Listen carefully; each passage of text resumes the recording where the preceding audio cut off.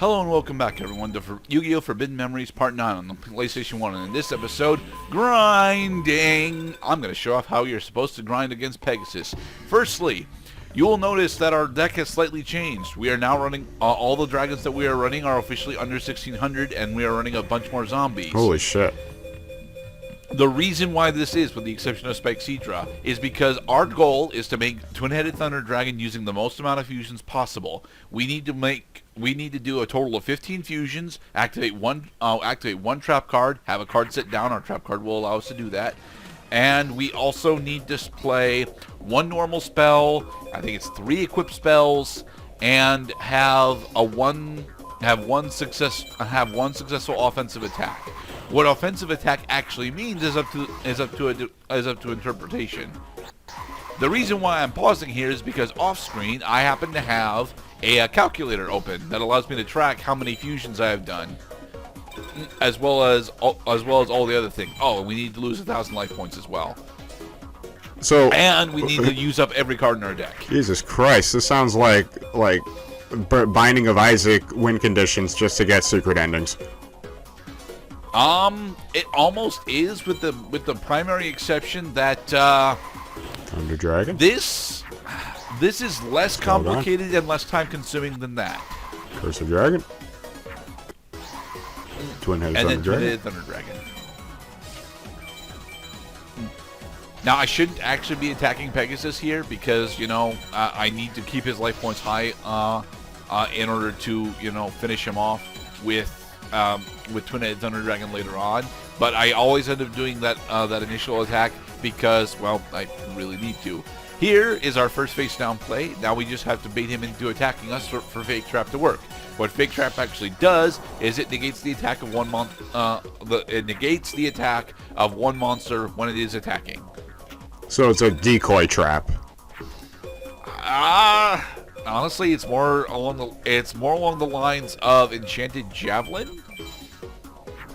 There's one equipped spell. Or Waboku, or... No. Waboku is much more powerful than Enchanted Javelin because Waboku prevents your monsters from being destroyed by battle, makes it so any battle damage you take this turn becomes 0. I love it how heavily they had to explain what the hell Waboku did exactly, instead of just assuming that people could extrapolate the information based on the original printing. One sentence at first, and then it turned into 3 sentences.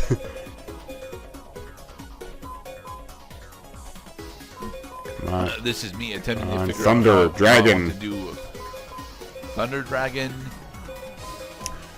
Lights, camera, action. So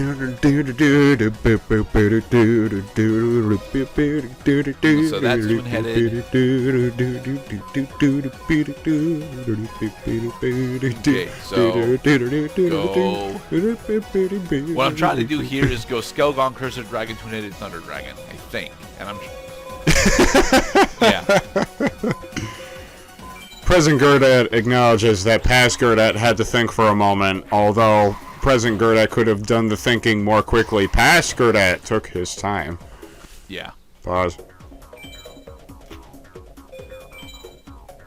All right, now we still have to actually get our baby dragon killed, so that we can lose approximately 1,000 life points. The problem, of course, with this is that our baby... Oh, there we go. Yep.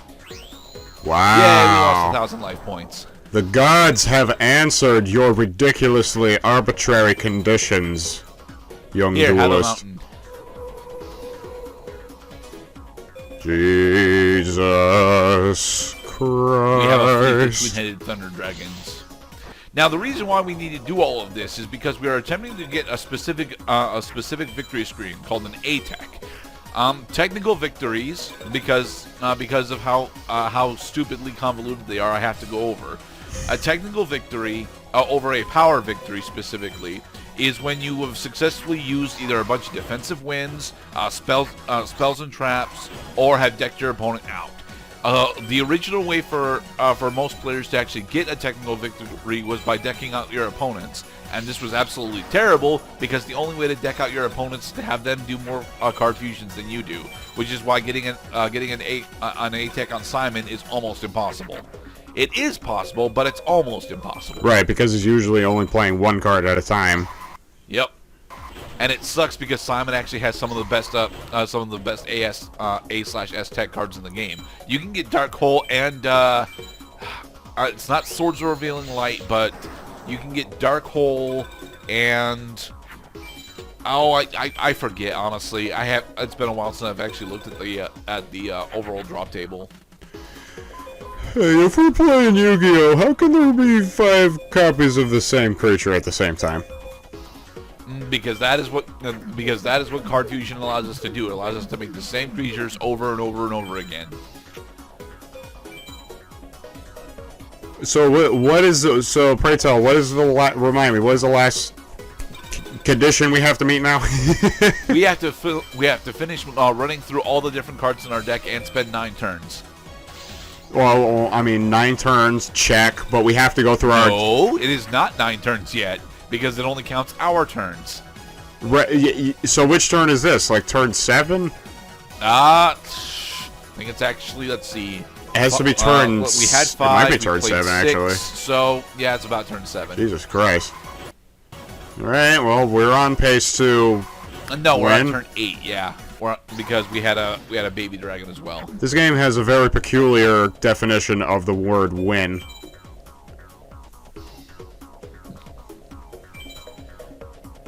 Had to do a little bit of math to make sure that this didn't kill him, because again, we still have to finish using up the rest of the cards in our deck. Like, if I had enough time, and I wasn't going to school at the time, and all I had to do was just sit around and think of alternative win conditions in Yu-Gi-Oh! I might have come to something quite like this, but this is, oh boy, this is a lot to take in.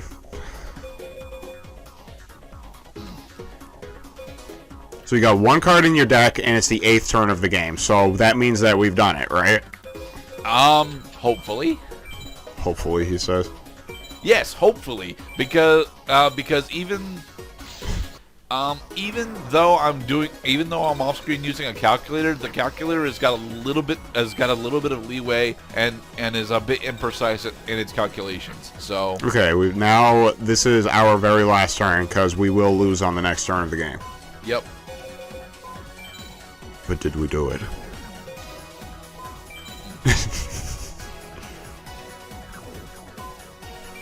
Yep. There.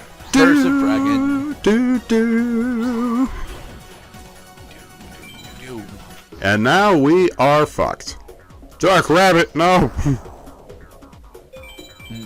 Alright, let's see. Did we get our A-Tec? That's got to be like the 3rd or 4th Rocket Rabbit I've found since we started. Yeah, we got our A-Tec and we got Dragon Capture Jar. What else did we get? Let us go look at our build deck screen. So you still have to win the game, but you have to complete Construct of Max. We got 1 Bright Castle. So, yay! And we got 2 Megamorph. Yay! We got good card. Deeg. Try Deeg's nuts. Alright, so now we have to go rebuild our deck because the 2 Megamorph that we got are the only 2 that we actually give a shit about. You guys are in! Welcome to the party. Go save, and then jump cut past the rest of the grinding. I have to do that I have to do that specific duel over on Pegasus enough times in order to get at least our 2nd Bright Castle. This is what our deck looks like now. 2 Dragon Treasure, bunch of Metal Dragon, Commentaries attack, 3 Megamorph, 1 Bright Castle, 2 Skull Knight. Y'all following along, so this is yet another grinding transition. This is what and 2 Meteor Black Dragon. We have come from Mars. 3 Meteor Black Dragon, sorry. For war. People are gonna die. So yes, now that we have finished grinding on Pegasus and Low Metal Mage, our deck is ready for the end of the game. Well, I mean, Gerdat, if you got the most powerful deck and you don't need to grind on anybody, I mean, what else is there left to do? Why, we're going to play the campaign. We're going to play the game. Please note that our chest has 12,000 cards in it. So, that means at 15 card drop, we had to do. Cloud, can you run a calculator for that? For me real quick. Run a calculator on what? 1,200 divided by 15. 1,200 divided by 15. Give me. Let me work on that for a second. Should be like, I want to say 80. All right. So it took us approximately 80 duels, even on 15 card drop, to get to the end of the game.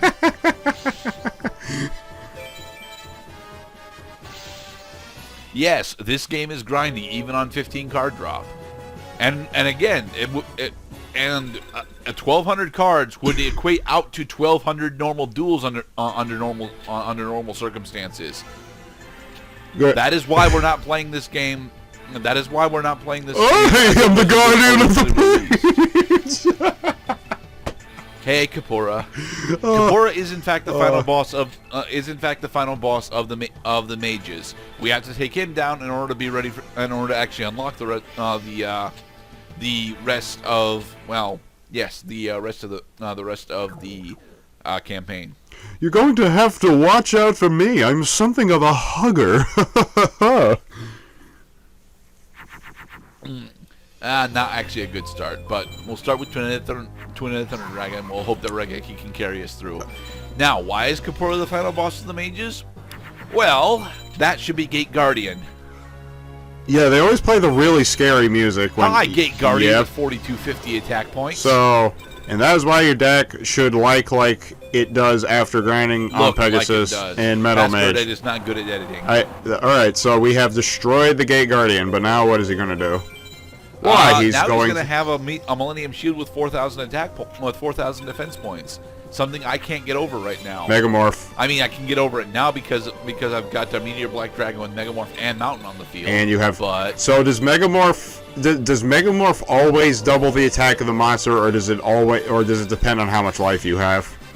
Neither. Megamorph increases the attack and defense of the monster equipped to it by 1,000. Oh, well, nice and simple there. The important thing that you need to remember about Meteor Black Dragon specifically is that it has the Sun Guardian Star. Do not play it in Mars for any reason, because the Sun Guardian Star specifically is significantly better than the Mars one. Sun will allow you to run over Gate Guardian with a single equip, and Sun will make it so that you tie with a Blue Eyes Ultimate Dragon with Megamorph. I came from McDonald's. Corona charge. Wham! Ah, my eyes. Yes. See, we want people to play this game, not necessarily survive playing it. That was a terrible thing. They're going to go back to real life and be unable to see the sun.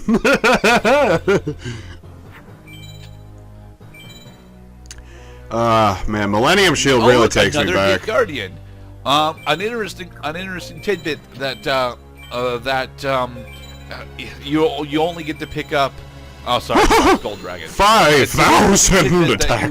That you only get to pick up after you've played the game for a long period of time.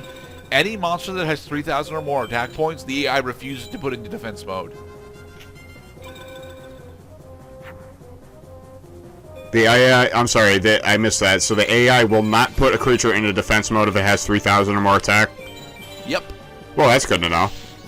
Not really, because it broadcasts what their monsters are. So? Well, at this point, it doesn't actually matter what their monsters are because our monsters are better. But earlier on, it actually does matter because you can tell if your Guardian Star power-up is going to be good enough to run them over or not. We got the Millennium Eye. Woohoo! I do not want to know where that particular gentleman was keeping that.